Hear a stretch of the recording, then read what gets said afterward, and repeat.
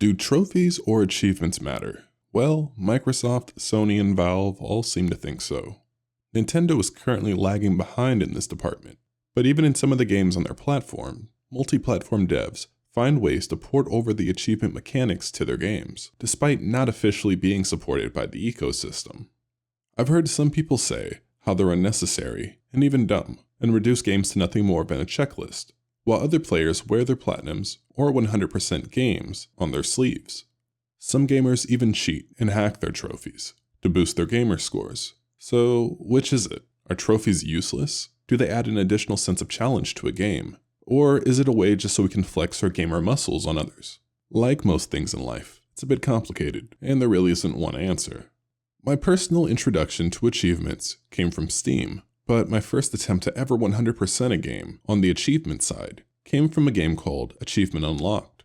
If you're unaware of the game, it was a satirical flash game where the goal was to collect all the achievements. It was a game that existed purely for the achievement hunting. Now, some of those achievements were kind of complicated to get. However, most of the achievements were silly and were unlocked purely by moving around, pressing buttons, or doing anything basic in the game. It was ridiculous, silly, fun, and honestly the first time I ever truly wanted to 100% a game based solely on achievements. Though the ridiculousness of the game would begin to ring true in the industry, as many developers became lazy when it came to achievements, and began putting minimal effort and creativity instead of truly creating an engaging experience. To those that say achievements are useless, I do understand where you're coming from.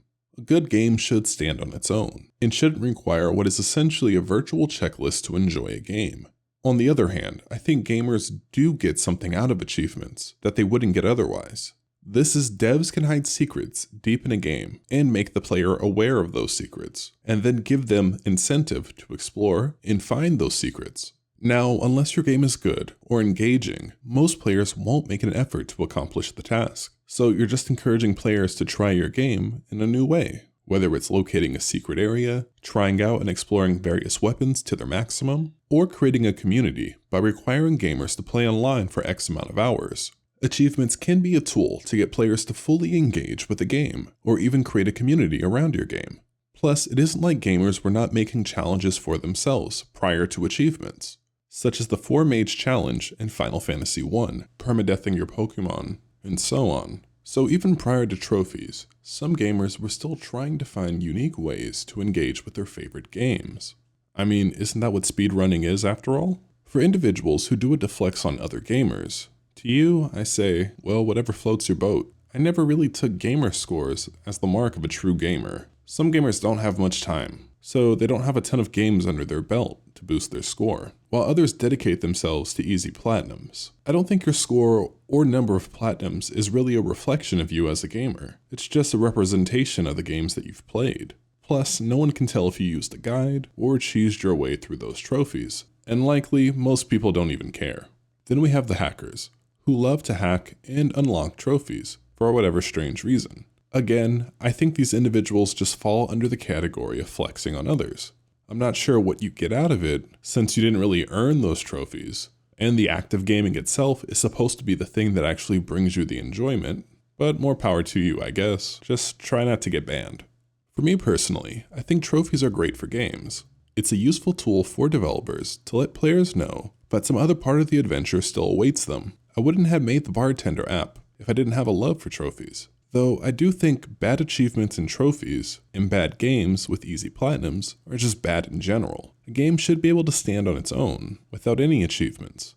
Achievements should be used as an extra tool of encouragement for players, and to let players know that there are still cool new things to see and explore in your game, or new challenges to overcome, and encourage players to play the games in new ways. This is why I really appreciate the retro achievements and the RetroArch software, as other gamers have found unique ways to challenge themselves in the game that I've never thought of before. Achievements should never be used as a selling point for your game. Even without trophies or achievements, gamers will still find ways to challenge themselves. That's what makes trophies and achievements really cool and awesome. When someone creates something that's unique and that never occurred to the player, and now you've discovered an awesome new way to play the game. For this reason, the Vita version of Hand Cannon will have a number of achievements to hopefully encourage players to fully engage with the game, and hopefully add some unique and fun challenges for the player. Well, that's it for today, everyone. Thanks for watching, and thanks for your time.